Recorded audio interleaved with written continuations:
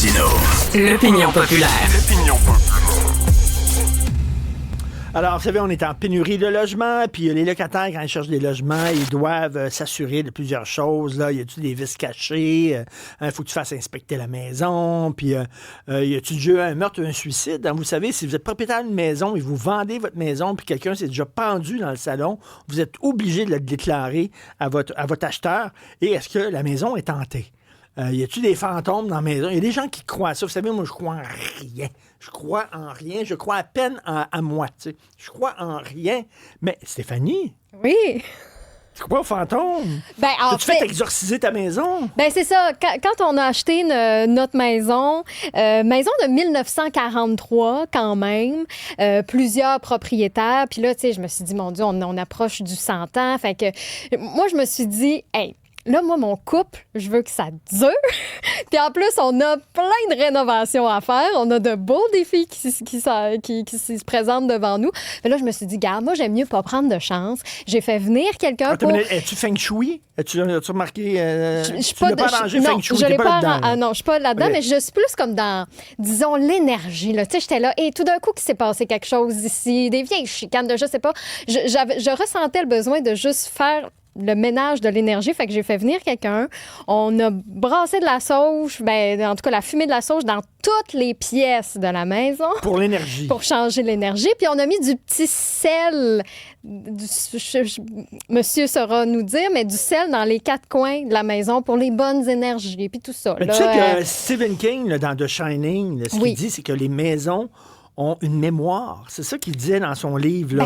Les maisons ont la mémoire de ce qui s'est passé au fil des ans dans la maison. Veux pas, tu sais, je pense qu'on s'imprègne dans nos maisons, puis tout ça. Fait que, tu sais, je me suis dit, je prends pas de chance, on le fait, puis ça sera fait. Si ça a du positif, ça aura du positif. S'il y a des fantômes, où you're gonna call Dominique Desormeaux, il est enquêteur de phénomènes paranormaux chez Investigation 13. C'est un chasseur de fantômes. Bonjour. Enquêteur en phénomènes paranormaux. OK, pas chasseur de fantômes. Il y a deux différences. Chasseur de fantômes, c'est tu cours après les fantômes. Investigateur, c'est tu fais des investigations, mais tu fais la recherche. OK, là, il y a des gens qui vont dire, OK, ça en met plein les poches parce qu'il fourre le monde, c'est un arnaqueur, vous ne demandez pas une scène. On ne cherche pas une scène. Faites ça pour votre fun. On voyage jusqu'aux États-Unis, d'un bout à l'autre du Canada aux États-Unis. Malheureusement, on n'a pas encore les finances nécessaires pour aller en Europe, mais si on aurait des chances d'aller en Europe, on irait en Europe et on ne cherche pas une scène. Question quiz. Oui. Avez-vous déjà vu un fantôme? Oui. Ça ressemble à quoi? Ça ressemble à vous et moi.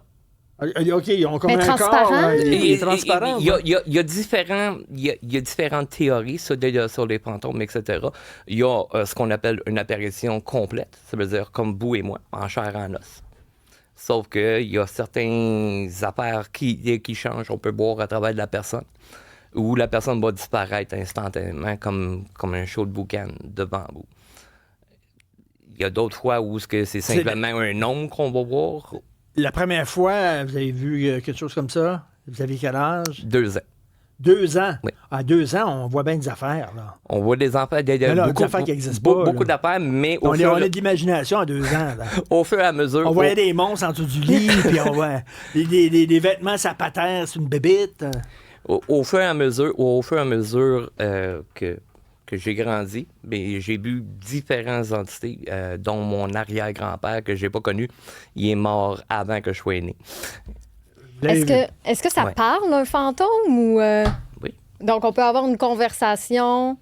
une conversation, c'est sûr que tu n'auras pas une conversation pendant extrêmement longtemps. Ça va être pendant une courte période, mais il peut avoir un échange entre certaines entités. Oui. Et, ils sont tout nus?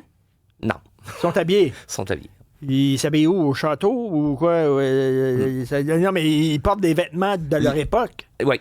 Ou ils vont s'habiller chez Costco, c'est les vêtements qu'il y avait à l'époque. Ça veut dire lors de leur dernier cycle de vie. Ils meurent et leurs vêtements se transposent dans un autre univers. Pas seulement leur âme, mais leurs vêtements aussi, leurs jeans, leurs bas, leurs chaussettes, leurs petites culottes. Ils vont projeter une image. Okay. C'est comme un hologramme. Du dernier moment. Mais il y en a certaines entités qui vont apparaître comme un hologramme. La sauge, c'est Ouais. bon, ça? J'ai-tu fait la bonne chose? Sel. Sauge, c'est bon pour purifier un endroit. Comme, mettons, dans le studio, tu peux purifier, tu peux aider. De la sauge, ça va aider. Pour ce qui est de l'entité, c'est simplement mettre un plaster dessus. Ça prend plus que de la sauge. Puis là, mon sel marin dans les coins. Tout ça, T'as vous pris avez ça dit... où, toi, ton sel Mais c'est marin? la personne qui est venue là, qui a amené ça. Ah, t'as appelé qui? Ben, j'ai appelé une madame que, ben, tu sais, souvent ça marche comme du bouche à oreille. Là. Tu googles pas personne avec sauge. Là. C'est quelqu'un qui me l'avait référé. Souvent, les personnes vont utiliser le sel. Le sel aide un peu. Je sais pas si vous avez vu le film Field of Dreams. Oui. Quand les joueurs de baseball traversent pour s'en venir vers l'estrade où ce que Kevin Costner est, vous voyez la ligne blanche qui représente le sel. Les entités traversent pas. C'est un film. C'est un film qui a été fait. C'est la même chose. C'est pas un documentaire. C'est la un même film chose qui a dans été le fait. domaine du paranormal. Ok. On utilise le gros sel. Le sel ou le sel himalien rose. On va utiliser ça pour faire une barrière. OK, là, vous avez des instruments. Quelques instruments. C'est quoi, là? Ceci est une caméra 4K, petite caméra qu'on va installer dessus un trépied, dessus un coin avec une lumière, devant des appareils pour capter si on a des sons, si on a des images, si on a quelque chose qui se produit. Ça OK, peut pas- y a-tu quelqu'un dans l'histoire des phénomènes paranormaux, depuis que ça existe, qui a réussi à prendre une image claire? Ils sont tout le temps flous. Toutes les images de Bigfoot, puis de l'abominable des neiges, puis tout ça, c'est toutes les images sont toutes de même. Fait qu'on voit rien. Il y a Fait que, certaines- avez-vous des images claires? Là, nettes, aujourd'hui, précises? aujourd'hui avec moi, non. Mais oui, j'ai des photos claires en net. Et j'ai une photo d'ailleurs. Je suis, comme j'ai dit, enquêteur en phénomènes paranormaux, mais je suis aussi guide touristique à Montréal. Je travaille pour une compagnie qui s'appelle Antise Montréal. Vous faites le tour de maison, dites hanté. Pas de maison, on est de lieux historiques, comme des musées, des théâtres, des choses comme ça. Ah, c'est le fun, ça. Des C'est cimetières, drôle, ça. des cimetières du choléra qui datent de 1794 à Montréal. Ah oui. Ouais. Vous faites ça le soir ou? Ouais. Ouais, l'Halloween, ça doit être super trippant. Disons qu'on est encore en période, on est à la fin de la période de mouvementer. D'ailleurs, vendredi, c'est notre dernière enquête ouverte au public pour la session qui va se terminer. On va recommencer quelque chose pour l'hiver, mais on a des marches aussi. On a des pub crawls qu'on appelle. On entend parler de l'historique à Montréal. Stéphanie, tu crois à ça? Ben non, croire à ça, là, c'est un peu... je fais juste dire juge que, tu sais, je pas, me moi. dis, tout d'un coup, que ça peut exister, j'aurais mis les chances de mon côté. C'est plus ça ma philosophie. Mais là, je suis curieuse des autres outils que vous avez, là. Ça sonne quand, supposément, il y a une entité dans le coin. Oui, la petite boîte qui est là, c'est ce qu'on appelle un ghost box. Ça scanne les ondes radio. On peut vous entendre directement dessus. Mais ça scanne tellement vite, c'est au milliseconde que ça scanne. Ça scanne en chaque poste. On pose des questions et certaines fois, il y a certaines réponses qui vont sortir à nos réponses. Évidemment, il faut démystifier le tout. On ne peut pas sauter à la conclusion parce qu'on entend quelqu'un dire « allô » que c'est absolument une entité. Il faut faire la différence entre les deux. J'utilise moins cet appareil-là. J'utilise un appareil qui est plus clair parce qu'on entend un bruit blanc. Je ne le partirai pas parce que ça peut faire mal à la tête. OK, vous avez capté, vous dites que vous auriez capté des voix de fantômes. Des voix de fantômes tout automne. Même ma mère qui est décédée, j'ai des voix de ma mère qui appelle mon nom. Différentes choses. Pourquoi vous ne chargez pas les gens pour faire ça? Vous pourriez faire quand même pas mal d'argent parce qu'il y a plein de gens qui croient à toutes sortes d'affaires.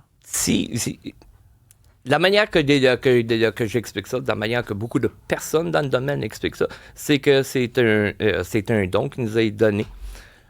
On n'était pas supposé de charger. C'était gratuit. Tu l'as reçu gratuit, ça. Pourquoi tu chargerais quelqu'un pour quelque chose d'autre? I See Dead People, c'est vraiment là, de Sixth Sense, là, comme le film. Là.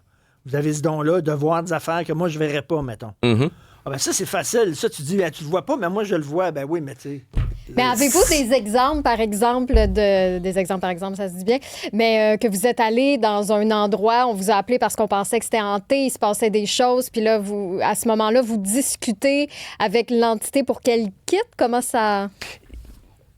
Il y a plusieurs étapes. On commence ce qu'on appelle une pré-enquête. C'est que, exemple, vous nous appelez, vous dites « Hey, Dominique, je pense que j'ai des problèmes à la maison. » On va commencer par discuter, savoir c'est quoi les problèmes qui se produisent à la maison.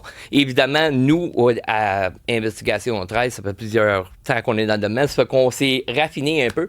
On fait remplir un questionnaire aux personnes.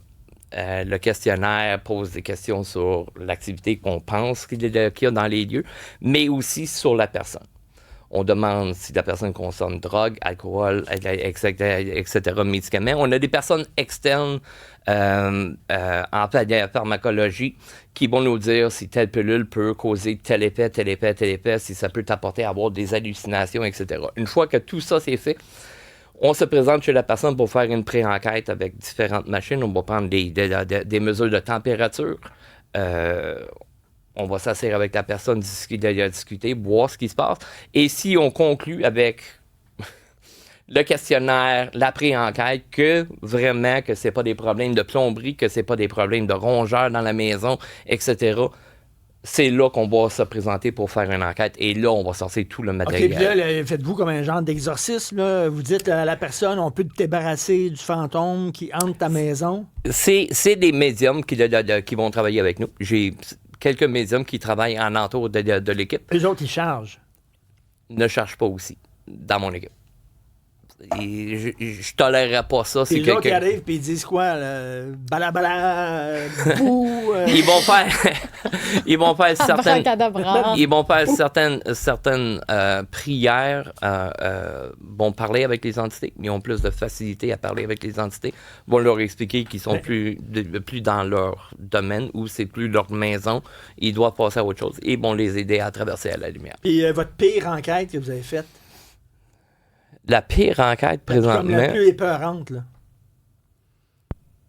Je vous dirais que ça a été fait à Saint-Anne-des-Plaines.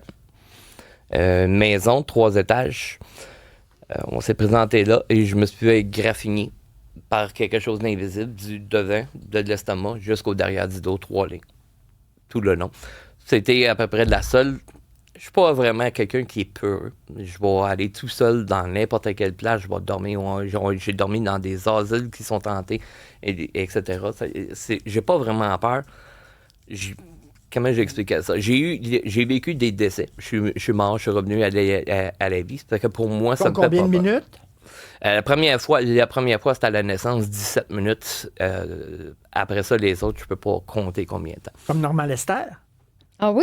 Normand Lester est mort pendant très longtemps. Je savais pas. Il est mort pendant quasiment 10 minutes. Oh, ouais? Ben oui.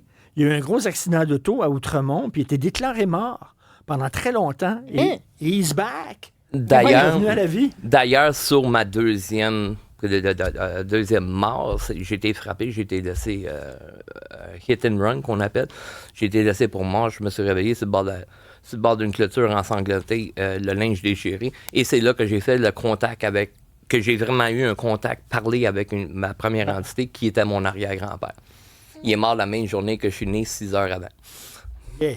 Je pense que j'ai juste une dernière question. Vu que vous faites du tourisme hanté à Montréal, c'est où l'endroit le plus hanté dans la ville? Le plus hanté dans la ville de Montréal, c'est le Mont-Royal. Ah oui, ben à cause du cimetière? Pas juste à cause du cimetière, mais une partie à cause du cimetière. Si on prend les 4 cimetières, on a le cimetière du Mont-Royal, le cimetière Côte-des-Neiges, 2 cimetières juifs qui sont là. Les 4 cimetières en tout, ça fait 2,25 millions de personnes qui sont enterrées sur la montagne. Il faut faire attention sur le Mont-Royal, des fois, quand les arbustes bougent, c'est parce que c'est peut-être autre chose. Vous seriez surpris. Et évidemment, de l'autre côté de la montagne, on a le Royal Vic, on a le Allen Memorial Institute, où on faisait du MK Ultra dans les années 50. Différentes choses. Le lac des Castors, un ancien cimetière amérindien, où pour creuser le lac des Castors, on sorti 13 Amérindiens qui habitaient au village. Dans le lac des Castors? Oui. OK. Fait que ça, c'est vraiment un territoire La montagne, c'est la montagne la plus hantée en Amérique du Nord. Le Mont-Royal. Le Mont-Royal complet. Là. C'est la montagne la plus hantée en Amérique. Hey, vos machines doivent faire du bruit quand vous êtes là-bas. C'est assez parfait, spécial. là. Avec les nouvelles, les nouvelles Oui. règles, ces rues, il n'y a plus Oui. personne qui va au Mont-Royal maintenant. Non, c'est Fait que ça. on va les laisser tranquilles. Bien sûr, vous savez, vous me connaissez, je crois en rien, mais je suis curieux. J'aime ça rencontrer des gens qui ont des passions, qui sont différents, puis tout ça. Alors voilà, monsieur Desormeaux, Dominique Desormeaux, enquêteur de phénomènes paranormaux chez Investigation 13. J'imagine que vous connaissez beaucoup Christian Page. Oui. OK, votre rire dit tout. Ouais, mais malheureusement, j'ai rien contre le monsieur, mais j'ai eu une très mauvaise expérience avec M. Page. Alors, pour moi, mettons, c'est pas une bonne personne. Oh, Je vais mettre ça comme ça, je veux pas passer de bisbille. On fouillera pas ça. On fouillera pas ça. Non, mais c'est juste que levé de nez, quand je me suis présenté comme personne, je me suis présenté comme enquêteur en phénomènes paranormaux, en lui tendant la main, il m'a regardé de la tête aux pieds, puis il a continué son chemin. Là, il y a une chicane entre les enquêteurs de phénomènes paranormaux, c'est le fait Oui, de savoir. oui, non, mais pour de vrai, oui. Il y en a qui sont sérieux, il y en a qui sont pas sérieux, etc. Ça se snob, comme dans n'importe quel milieu. Hein, les gens se snobent et tout ça. Dominique Desormeaux, merci beaucoup. Merci beaucoup de m'avoir invité. Merci, bonne journée.